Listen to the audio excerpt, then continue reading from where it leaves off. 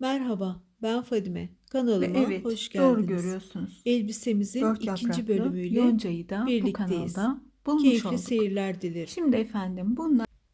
Evet, elbisemizin küçük bir takımı var. Nedir? Bir adet küçük çanta yapacağız. Çünkü minnoş kızlarımız da şıklığı hak ediyor. Hemen başlıyorum. 6 zincir ile baştaki zincirime batıyorum. İlmek kaydırmamı yapıyorum.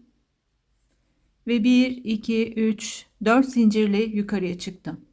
Buraya 12 tane sık iğne dolduracağım.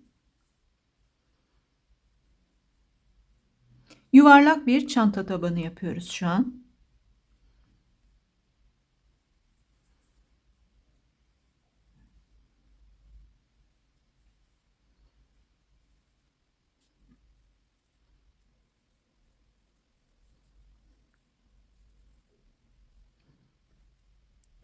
Yedi,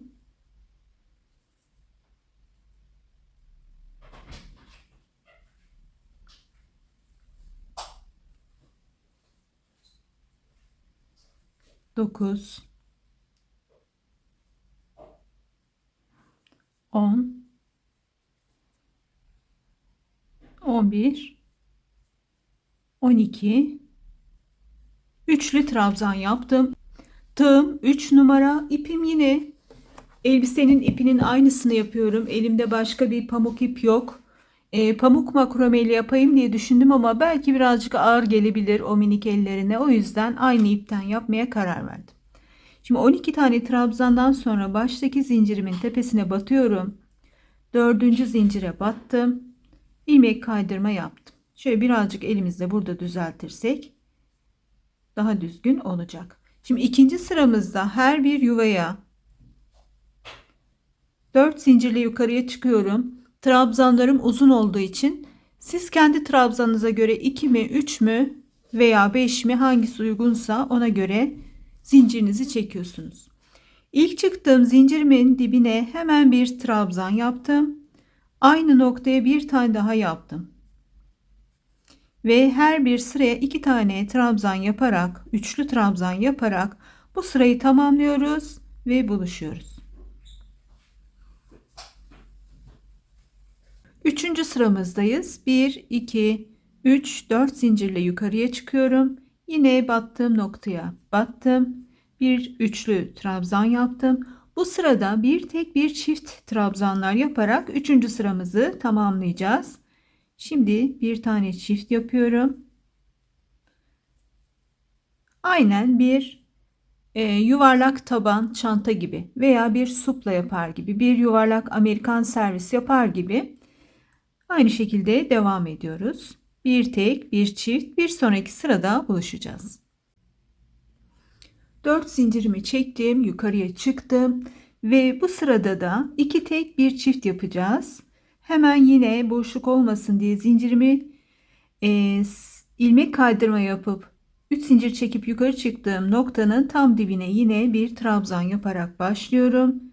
Bir tek, ikinci tek ve sırada aynı yuvaya yapmış olduğum bir çift üçlü trabzan ile devam ediyoruz. Bu sıramızda böyle olacak. Bu çanta tabanını neye göre örüyorum derseniz de hemen şurada elbisemizi beraberce katlayalım. Henüz daha bitiremedim.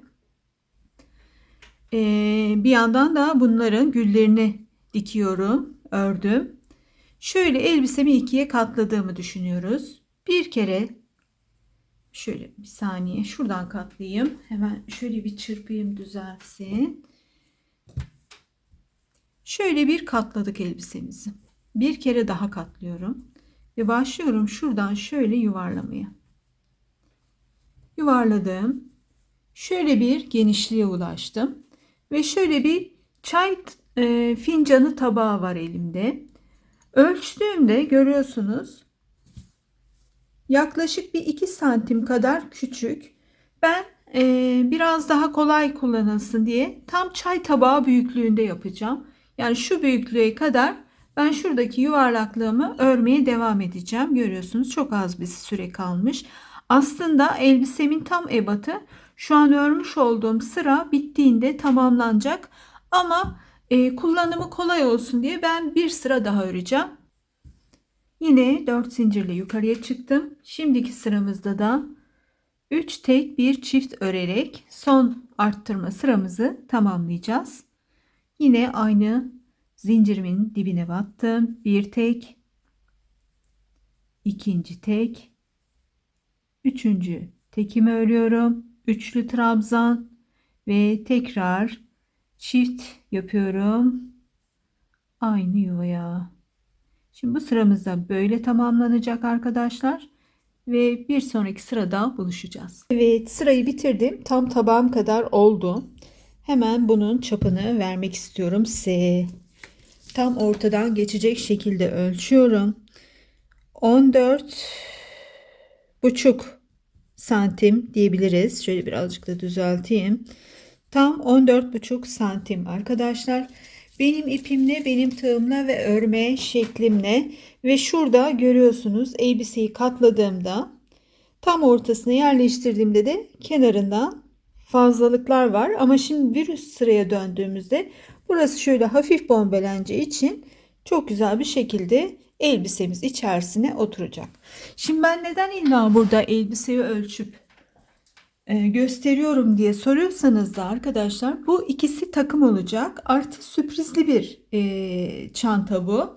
Şöyle ki mesela bunu bir bebeği olan arkadaşınıza, bir akrabanıza, eşinize, dostunuza ikisini böyle paket halinde vererek çantanın içinden bu elbisenin çıkmasını sağlayarak tatlı bir sürpriz yapacaksınız.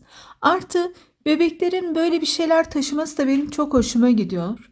İçerisine emziğini koyabilir, mendilini koyabilir, tokasını koyabilir, çorap koyabilir. Çok sıkışırsa bir tane bezini koyabilir, çamaşır koyabilir. Onların böyle şeyleri çok sevdiğini biliyorum. Çünkü benim de 2 tane oğlum vardı. Onlar küçükken böyle hadi biz gezmeye gidiyoruz dediğimde hemen küçük birer tane sırt çantaları vardı. Şöyle şu kadar şu kadar küçük parfüm şişelerine kadar, hani ben düşünmezdim o zaman, aklıma gelmezdi, unuturdum. Onlar unutmazdı. Hala aynılar. Ona kadar düşünüp koyabilirler ve böylece artı miniciklikten itibaren görüyoruz bu Çinli Japonlu çocukların yemeklerini yiyip tabaklarını yıkamalarını, sandalyelerini düzeltmelerini, sınıflarını temizlemelerini görüyoruz. Bizim çocuklar, tabii ki biz bu kültürde yetiştirdiğimiz için el bebek gül bebek yetiştiriyoruz. Birazcık da sen beceremezsin, bırak ben yaparım, aman bana iş çıkmasın diye fazla çocuklarımıza iş tutturmuyoruz. Ama tutsunlar arkadaşlar. Evler bozulur, yıkılır, yeniden yapılır, camlar kırılır, bir şeyler dökülür, yağ olur, o olur, bu olur. Hiç önemli değil. Önemli olan çocuklarımızın bir yetileri kazanarak büyümesi. Daha sonra da şikayet ediyoruz. İşte bilmem ne kuşağı hiçbir şeyden anlamıyor. Öyleler böyleler. Hayır. İnanın o kuşaklarda her şeyden anlıyor. Sadece çok fazla müdahale ettiğimiz için, o çocuklara fazla söz hakkı vermediğimiz için, fazla bir şeyler yapsınlar diye fırsat tanımadığımız için onlar da artık salmışlar, bizi seyrediyorlar diye düşünüyorum ben. O yüzden ağaç yaşken eğilir diyoruz ve onlara minnoş çantalar hazırlıyoruz. Şimdi 5 tane zincirle yukarı çıkıyorum. Ve hemen bir tane trabzan atlıyorum. Yandaki trabzanıma batıyorum. Yine üçlü trabzan yaptım. Tekrar bir zincir, bir tane atlayıp yandakine batıyorum. Ve bundan sonra çantamız bitimine kadar aynı şekilde böyle file yapacağım çantamın ikinci bölümünü. Daha doğrusu yan duvarını, tabanını file yapmamıştım. İstiyorsanız tabanını da file yapabilirsiniz. Şöyle de filelerim olacak ve en üstte de bir şeyler yaparak çantamızı tamamlayacağız. Böyle basit, kullanışlı, anlamlı, aynı zamanda hem çanta hem paket olan güzel bir ürün yapmayı planlıyorum. Sonuçta buluşacağız. Şimdi hemen sayalım. 2, 4, 6, 7 sıra file bölümünü ördüm. Hemen o bölümü de santim olarak size söyleyeyim. 9 santim kadar bir file bölümü ördüm. Daha sonra da şurada ben dalıp gitmişim. Hepsini örmüşüm. Birazcık söktüm size anlatabilmek için. Şu bölümü de anlatayım. Bir tane tepeye, bir tane araya sık iğne yapıyoruz. Böylece çantamızın kenarını bitirmek üzereyiz. Hemen şuraya da şöyle ve en sonda ilk başladığımız sık iğnemize geldik. Burada bir zincir çekiyorum. Bir tane geri batıyorum. İlmek çıkarttım, ördüm. Tekrar bir tane geri batıp ilmek çıkarıp örüyorum ve kaz ayağı şeklinde burayı tığlayacağım ve çantamı bitireceğim. Şimdi bunu neden bu kadar yükseklikte yaptığımı hemen anlatayım. İlla bu santimde olacak diye bir şey yok. Şimdi benim elbisem henüz bitmedi ama şuradan itibaren kenarlarını tığlayacağım. Şurası kol evleri, şurası da yaka kısmı ve şurada minicik askılarımız olacak. Şimdi bu elbiseyi şöyle koydum. 3'te 1'i katlandı. Tekrar katladım. 3 eşit parçaya katlamaya çalıştım. Alt kısmı yuvarlak bir şekilde olduğu için birazcık tam eşit olmuyor katlama ama yakın bir katlamayla 3'e katladım. Şöyle bu silindir şekline getirdim. Rulo olarak sardım. Hemen şuradan tığımı çıkarırsam daha kolay olacak. Elbisemi çantamın içine yerleştiriyorum. Birazcık bol örmem işe yaradı. Gayet kolay. Görüyorsunuz elimi de. Hatta diğer elimi de koyabileceğim kadar yer var. Tam şu noktada görüyorsunuz yüksekliğini ayarlamaya çalışıyorum. Çiçeklerim dışarıda kalacak tabii bunu hediye verirken. Şimdi şurada son bir tığlamasını yapacağım. Daha sonra da minik bir bağcık yapıp şuradaki ilk fileden değil bir alttaki fileden geçirip bir fiyonkla çantamızı birazcık şöyle büzdüreceğiz. Onun da santimlerini göstereceğim az sonra. Daha sonra da çantamıza minik bir bağcık yapacağım. Sap yapacağım. Bu da bebeğimizin ölçülerine göre yaparsanız iyi olur. Ben de şu an bebek olmadığı için kafama göre bir ölçü tutturmaya çalışacağım. Onun da detaylarını vereceğim. Şimdi ben şuradaki tığlamamı yapıyorum. Bir alt sıradan zincir şeklinde bir bağcık yapacağım. Zincir çekip uçlarını düğümleyeceğim. Santimini veriyor olacağım. Daha sonraki detaylarda buluşacağız. Yeşil ipimi 2 kat yaptım ve hemen ölçüyorum. 34 santim, 34 68 santim kadar bir zincir yaptım. Zincirimi 3,5 numara tığ ile ördüm. Şurada da buradaki tığlama işlemimi bitirdim. İpimi kesip içte sakladım. Şimdi efendim bunu ben burada koparıyorum. Zincirimi iyice sıkılaştıracağım. Koparıyorum. Evet, makasımızda kestik. Hep koparmak aklımda kalmış. Şimdi bunu ben ne yapacağım? Şurada bir sıra alttan, bir içten, bir dıştan, bir içten, bir dıştan şeklinde yaptıktan sonra bağcığım hazır olacak. Şimdi efendim beraberce yaprak yapacağız. Hemen hızlıca ve hızlandırılmış bir şekilde anlatıyorum. 1, 2, 3, 4, 5, 6 tane zincir çektim.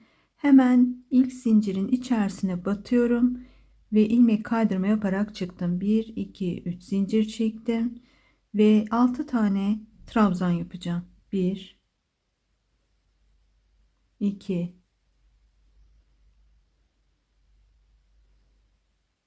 3, 4, 5, 6. Üçlü trabzanlar yapıyorum. Bir zincir çektim. Şimdi burada tığımı 2 kez dolayacağım. Ve 3 kere de değil 4 kere de çekeceğim bu baştaki trabzanı. 4 kere de çektim. Tekrar bir zincir yapıyorum. Şuradaki fazlalıkları da içinde saklayarak gidiyorum. Yine bir zincirden sonra 6 tane üçlü trabzan yapacağım.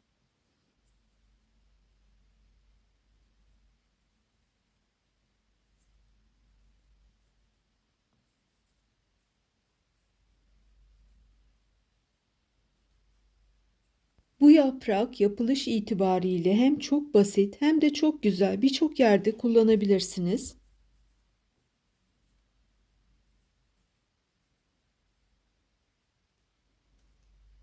Dört, 5,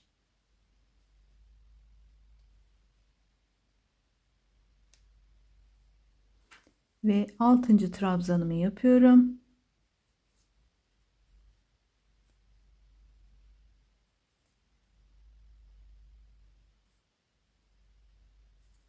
Üç tane zincir çekiyorum.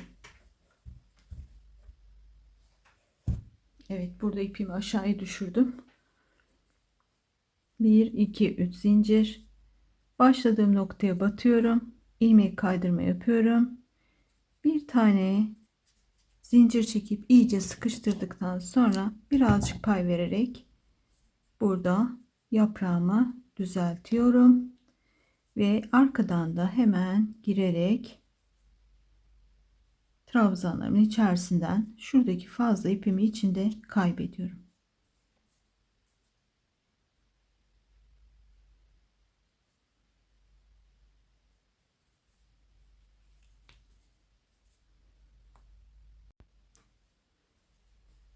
Ve evet, doğru görüyorsunuz.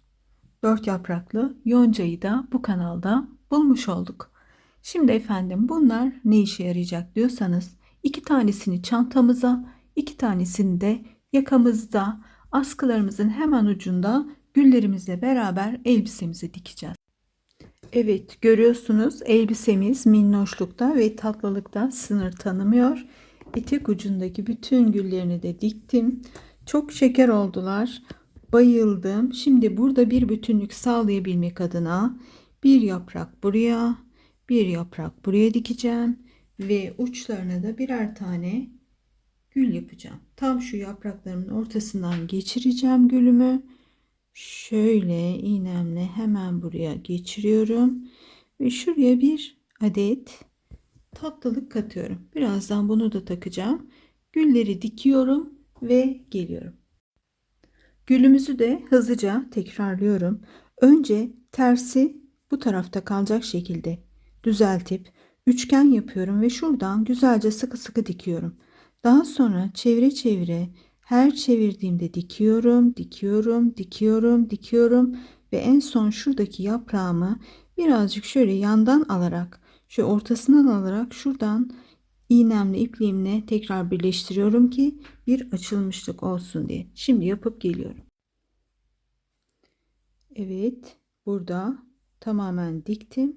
Şimdi ortasından en sondaki kenardayız. İğnemi geçirdim. Şuradan bir kere daha geçiriyorum. Sıkılaştırıyorum ve dikişimi yapıyorum. Etek uçlarında bunu yaparken tam şöyle ortasından ve dibinden şu parmağımdan bastırarak yaptım ve yanlarından dikerek de monte ettim. Şimdi burada diğer tarafı da yapıp geliyorum. Çantam için bu yeşil sapları hazırlamıştım ve burada yaprağımın orta boşluğundan tığımla girdim, ipi çıkarttım. Fazladan bir 5-6 santimlik bir ip yapmıştım.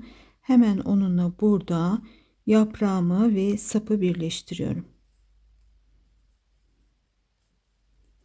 Daha sonra da hemen yaprağımın arkasından girerek fazla kalan ipi yaprağın içerisinde saklayacağım. Sıkı sıkı bağlayın lütfen. 2-3 kez bağlayın. Ve sonra şimdi ben buraya şuradaki güllerimi de birleştirip dikeceğim. Şimdi geldik efendim çantamızın sapını ne kadar yapacağımız kısmına. ve nasıl yapacağız kısmına tabii ki. Önce elbisemi böyle yerleştirdim. Yakanın küçük olduğuna bakmayın arkadaşlar. Bende çocuklar için bir Burada dergisi var. Oradaki 9 aylık bir bebeğin elbise kalıbından bu yakayı çıkarttım. 50 santim genişliğinde bir yakamız var. Bayağı büyükçe bir yaka. Siz de bebeğinize bunu örerken yanınızda bebeğiniz olduğu için daha güzel, daha rahat örebileceksiniz.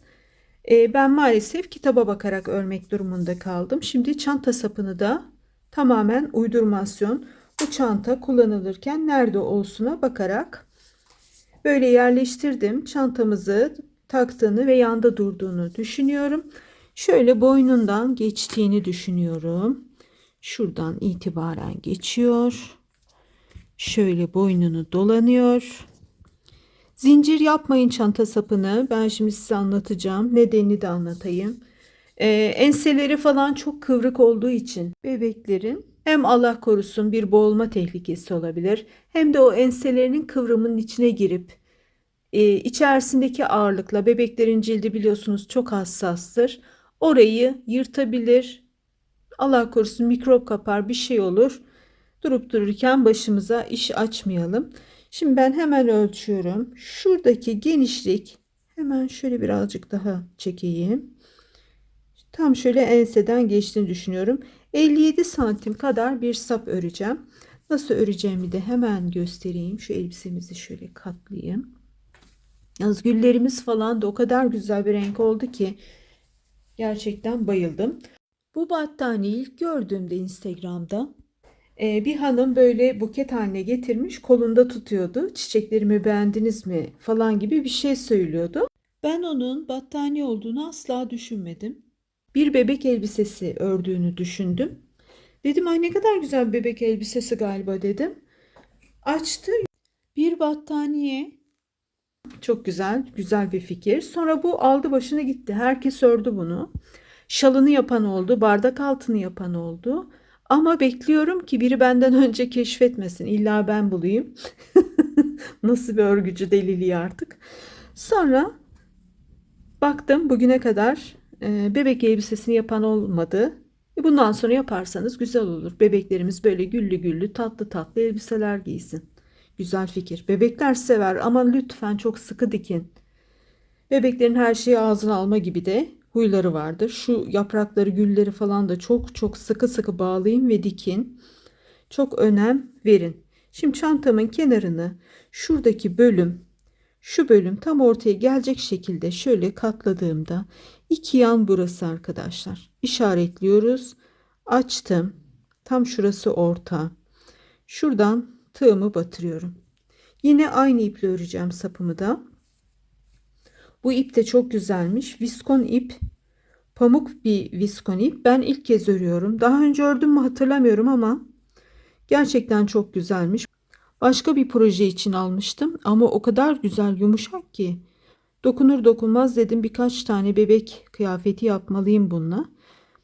O yüzden başladım. Zaten görüyorsunuz kocaman. Bu sanırım 3 kiloydu.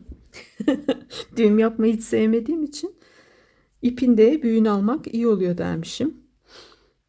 Evet, buradan başlıyoruz. Askıya şu bölüme uyumlu olmasını istiyorum. Askımızın, çanta sapımızın. Ama bu kadar geniş olmasını istemiyorum. O yüzden hemen şöyle küçük bir sap yapacağız. Enimiz dar olacak. 2, 3, 4, 5. Yine 5 zincir çektim. Yandaki tepesine battım. 1, 2, 3, 4. 5 zincir çektim. Ve yandaki trabzanımın tepesine battım. 1, 2, 3, 4, 5 zincir çektim. Dönüyorum. 2 tane yaptım, döndüm. Sık iğne ile bağlandım. 2, 3, 4, 5. Yandaki yuvanın ortasına battım. Dönüyorum. 1, 2, 3, 4, 5. Dönüyorum. Böyle dar olacak. Böylece çocuğumuzun boynunu da kesmeyecek. Artı çok kalın olarak da şurada bir yığılma da olmayacak. Böyle yapıyorum. 57 santime ulaştım. Çantamın düzündeyim şu an ben. Buradan aşağıya sık iğneler yaparak ineceğim. Onu da hemen nasıl yaptığımı göstereyim. Her boşluğa 2 tane sık iğne yapacağım. Klasik bildiğimiz sık iğne ve bir tane de şuradaki sık iğnenin tepesine bir tane sık iğne yapacağım. Böylece bütün boşluklara 2, sık iğnelere bir tane yaparak aşağıya kadar gideceğim. Daha sonra geri dönüşte de tersine sık iğne yapacağım. Onu daha önce anlatmıştım. Tersine sık iğnelerle bu uca kadar geldikten sonra burada tekrar buraya geleceğim ve buradan aşağıya kadar sık iğne yapıp tekrar tersine sık iğne yapacağım. Böylece bizim hem sık iğnelerimiz hem de tersine sık iğnelerimiz çantamızın yüzünde olacak. Çantamızın sapını birkaç santim, yaklaşık bir 2,5-3 santim kadar da uzun yaptım. Çünkü ölçerken dikkat ettim ki ben sonradan birazcık omzu düşünmeden hareket etmişim. Sanki bir kolye takıyormuşuz gibi düşünmüşüm ama orada tek kolun geçmesi lazım. Onun için bir 3 santim kadar fazla yaptım. Siz de öyle tek kolun içeride, tek kolun dışarıda olduğunu hesaplayarak yapın. Şimdi burada ben artık son işlemler. Burayı da tersine sık iğne yapıyorum şu an. Ve ondan sonra da ekleyeceğim ve işlemler bitecek. Temizliğini yapacağım. Kağıt üzerindeki detayları ölçeceğim ve buluşacağız. Çantamızın bitmiş hali böyle arkadaşlar. İçinin dolu olduğunu düşünün. Daha da tatlı olacak. Geldik efendim detaylar kısmına. Zaten iplerden ve tığlardan ara ara bahsettim. İtalyan merserizi kullandım. Güller bölümünde, yaprak bölümünde de İtalyan merserizi kullandım. Bu açık renk koyu renkli bir karışımdı. Bunu da 2 kat yaparak kullandım. Gerçi yeşili de 2 kat yaparak kullandım. Merserize ip de bir pamuk türüdür. İtalyan merserizeydi bunlar. Pamuk ipliğinin işlemden geçirilip daha pürüzsüz hale getirilmesiyle oluşturuluyorlar. Viskon ise ahşap hamurundan elde edilen yarı sentetik bir ip. Pamuk ip zaten biliyorsunuz doğal bir bitkiden elde edilen bir ip. Böylece hepsi bebeğimize uygun. Siz de bebek için yapıyorsanız özellikle tüyü çıkmayan iplerle yapmanızı ve alerji yapmayan iplerle yapmanızı tavsiye ederim. Pullu iplerle yapar mısınız bilmiyorum. Ben pek simli ip, pullu ip bebekler için özellikle 1 yaş öncesi için tavsiye etmem. Alerji olabilir, pullar cildini çizebilir. Çok biz önemsemesek de o çizikler dış etkenlere çok açık olduğu için mikrop kapabilir ve ilerleyen dönemde de başınız ağrıyabilir. Onun için elinizden geldiğince pamuklu ipler, merserize ipler, bambu ipler gibi bebekler için üretilmiş ipler gibi ipler kullanmanızı tavsiye edeceğim. Şimdi gelelim efendim çantalı güllü bebek elbisesi başlığı adı altında. İplerimiz viskon ipti, pamuk ipti ve İtalyan merserize ipti. Kaç gram ip kullandığıma gelirsek de ben bu ipleri tek tek tartmadım. Toplam olarak hepsi gramı 240 gram toplam. Hepsi bu kadar arkadaşlar. Elinizde kalan iplerle de yapabilirsiniz ama dediğim gibi bebekler için olanlara dikkat edin. Şimdi geliyoruz. Burada neden karalanmış burası? Geldik elbisemize. Efendim elbisemiz temel olarak şöyle bir model. Yakamız 50 santim, askıların arası dahil toplam 50 santim genişliğinde. Bebeklerin başı büyük olur. O yüzden özellikle bebeğinizin başını ölçerek yapmanızı tavsiye edeceğim. Kol evimiz toplam 35 santim. Göğüs çevresi toplam 62 santim. Bebeklere normalde ölçü alırken göbekten alınır. Göbekleri büyüktür ve o yüzden göbek çevresinden ölçü alınır. Ama burada zaten elbisemiz kol altından itibaren evaze bir şekilde, kloş bir şekilde genişlediği için ben size göğüs çevresi ölçüsünü veriyorum. Toplam 62 santim ve Askımızın en uç noktasından şuradan itibaren etek ucuna kadar da 45 santim bir ölçümüz var. Toplam olarak hemen şuraya da yazmıştım adetlerini. Elbisemizde etek ucunda 17, yakada 2 tane olmak üzere 19 gülümüz var. Çantada sadece şu 2 gülümüz var. Toplam 21 tane gülümüz var. 2 tane şurada, hemen şuralarda, 2 tane de çantamızın sap bölümünde, daha doğrusu bağcık bölümünde 2 yaprağımız var. Toplam 4 yaprağımız var. Çok güzel, çok zevkli örülen bir örgüydü. 3 numara tığ kullandım.